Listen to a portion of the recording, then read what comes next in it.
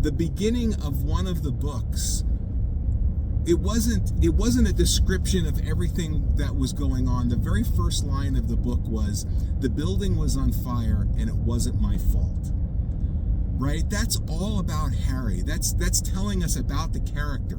He's usually responsible for the fires, right? But the building was on fire and it wasn't his fault. And so we're in the middle of some kind of adventure, some kind of critical thing is going on, and so we're right in the story, and I want to know what's going on with it. Later on we find out what the building was, who burned it down, all these other things. But I don't want you to tell me that in the beginning. I don't need to know that, right? So that's what I'm trying to express, is that I wanna know a little bit about this character before I jump in and hear all the details. It's kind of like eating your vegetables, right? I mean, if you're going to sit down and have a dinner, if dinner is consuming this book, right?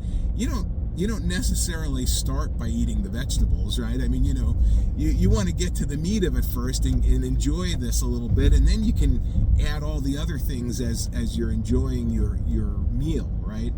Anyway,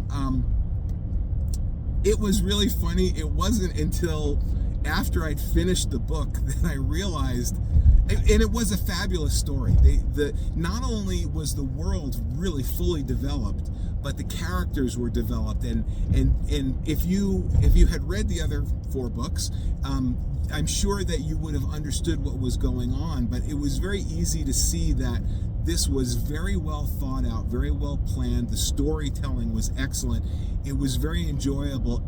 I just felt that I was lost through the whole book because I was trying to play catch up and didn't know that I was trying to play catch up in jumping into the very last book of a series.